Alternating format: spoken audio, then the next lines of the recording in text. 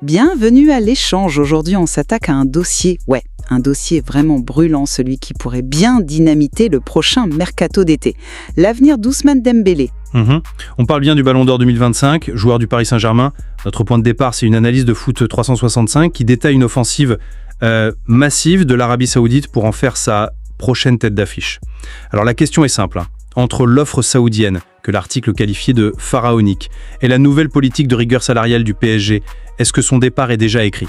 De mon côté, je vais argumenter que la logique économique et stratégique rend ce transfert parce qu'inévitable. Bon, à l'inverse, je soutiendrai que le prestige sportif, l'ambition d'un joueur au sommet et surtout la position de force contractuelle du PSG sont des obstacles bien réels. Pour moi, ce dossier est loin, très loin d'être aussi simple. Bon, pour moi, les planètes sont alignées pour un départ. D'abord, il y a la nécessité stratégique saoudienne. Et là, il faut voir plus loin que le simple fait de remplacer une star vieillissante. L'Arabie Saoudite ne cherche pas juste un nouveau nom, elle cherche une arme symbolique. En arrachant le Ballon d'Or en titre au football européen, au sommet de sa gloire, elle envoie un message politique fort. Nous ne sommes plus un championnat de pré-retraite, nous sommes un concurrent direct. Dembélé ne serait pas juste une recrue, ce serait un acte de pouvoir. Ensuite, il y a l'offre. L'article parle d'un package financier massif. On ne parle pas d'un gros salaire, là. On parle de quelque chose qui redéfinit l'échelle, conçu pour être en fait impossible à refuser. Et le troisième point qui est pour moi la clé, c'est la nouvelle doctrine du PSG. Nasser Al-Khelaifi a été très clair sur Canal+. Fini les exceptions, le club est plus important que tout et on instaure un salary cap. C'est une déclaration qui, face à l'offre saoudienne, crée un gouffre. Le PSG se lie volontairement les mains et laisse le champ libre à une puissance qui, elle, n'a aucune limite. C'est une analyse intéressante parce qu'elle est très stratégique, presque géopolitique. Mais j'ai l'impression qu'on oublie le principal intéressé dans l'équation, le footballeur, le sportif. Dembélé vient de gagner le Ballon d'Or. Il est, à 28 ans, officiellement le meilleur joueur du monde. Il est au sommet de la montagne. Et tu me dis qu'il va décider à ce moment précis de prendre une sortie d'autoroute pour un championnat, soyons honnêtes, moins compétitif. Ce serait une décision d'une violence rare pour un compétiteur de ce calibre. Oui, mais l'argent ? Attends. L'histoire du foot est pavée de joueurs qui ont privilégié la gloire. Gagner une deuxième, une troisième Ligue des Champions, devenir une légende absolue, ça n'a pas de prix. Deuxièmement, tu parles du PSG qui se lie les mains. Mais tu oublies qu'ils ont un atout maître, Mbappé. Un contrat en béton armé jusqu'en 2028. C'est colossal. Ça veut dire que le club a un contrôle total. Total. Il peut refuser n'importe quelle offre. Et enfin, cette histoire de salary cap, soyons sérieux 2 minutes. Tu crois vraiment que c'est une règle absolue ?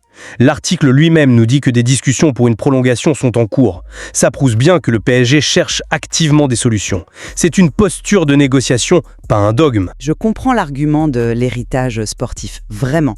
Mais je pense que tu le vois avec un prisme un peu romantique, justement. Gagner le Ballon d'Or, c'est le but d'une vie. Une fois que tu l'as, est-ce que l'objectif est forcément d'en gagner un deuxième ou est-ce que ça peut devenir de sécuriser l'avenir de ta famille sur des générations ?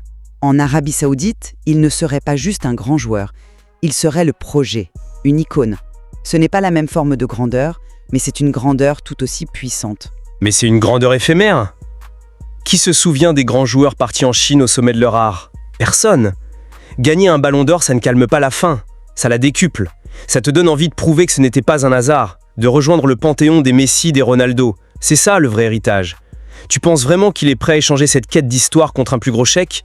J'ai du mal à y croire. Pour un champion de cette trempe, l'histoire est plus importante. Attends, mais même si tu as raison, même si son rêve est de marquer l'histoire en Europe, comment le PSG peut-il le garder ? C'est là que ton raisonnement, je trouve, a une faille. Tu qualifies leur politique salariale de posture de négociation, mais je crois que tu sous-estimes la portée de ce message. Explique-moi pourquoi. Pour moi, c'est une évidence que c'est une tactique. La déclaration du président, c'est un tournant. C'est un acte politique fort pour dire « cette ère est terminée ».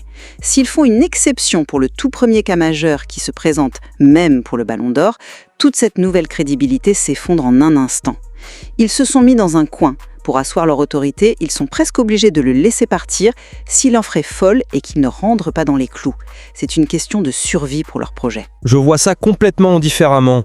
Tu ne peux pas diriger un club de foot uniquement sur des grands principes théoriques. Le pragmatisme l'emporte toujours, surtout quand tu as le meilleur joueur du monde dans tes rangs. Tu parles de crédibilité, mais quelle serait la crédibilité d'un projet qui laisse partir son Ballon d'Or 1 an après son sacre ? Ce serait un aveu de faiblesse terrible. Mais comment ils font concrètement?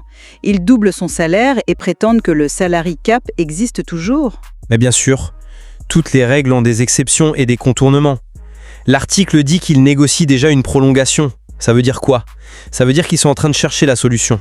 On peut tout imaginer. Un montage financier complexe, des primes à la signature, énormes, des accords sur les droits d'image via des sociétés partenaires. Les solutions existent pour payer un joueur à sa juste valeur sans dynamiter publiquement ta grille salariale. Le fait même qu'ils discutent prouve qu'ils n'ont pas l'intention de s'en tenir à une règle rigide et stupide.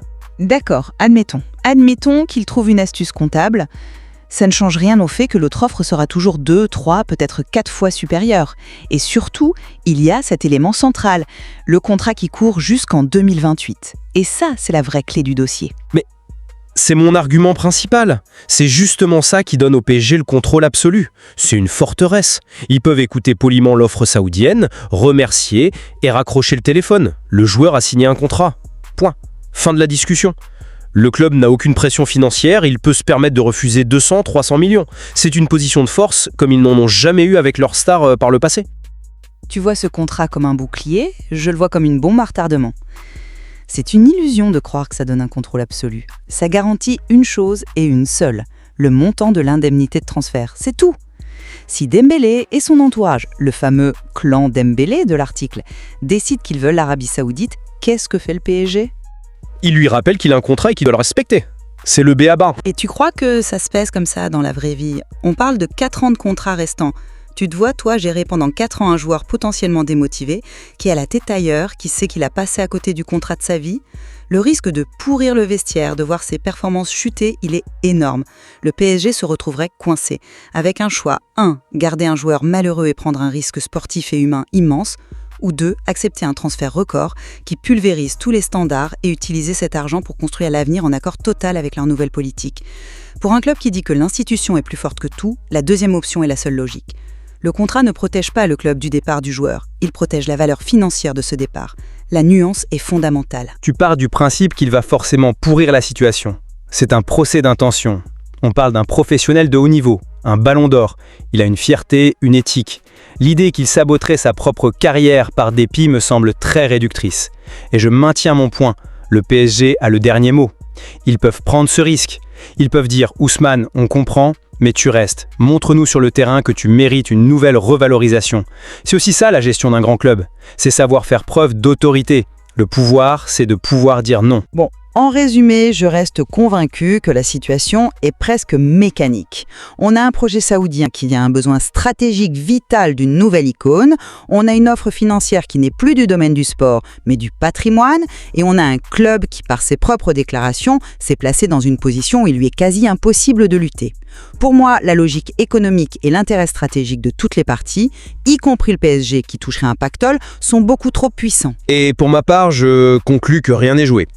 La puissance de l'offre est réelle, personne ne le nie, mais on ne peut pas balayer d'un revers de main l'ambition d'un compétiteur au sommet. Ces années au top niveau elles sont précieuses, irremplaçables. Ça, combiné au contrôle contractuel du PSG jusqu'en 2028 et à sa volonté affichée de le prolonger, ça crée de vrais obstacles. Comme le dit l'article, le feuilleton de l'été ne fait que commencer. Une chose est sûre, en tout cas, ce cas Dembélé est bien plus qu'un simple transfert. C'est le symbole parfait de la nouvelle géopolitique du football. D'un côté, l'hégémonie historique de l'Europe, ses trophées, son prestige. De l'autre, la puissance financière des nouveaux acteurs qui veulent redessiner la carte mondiale. La manière dont ce dossier se terminera, eh bien, ça nous donnera des indices cruciaux sur le futur rapport de force. Et l'analyse qu'on a examinée aujourd'hui ne fait vraiment que gratter la surface de ces enjeux ?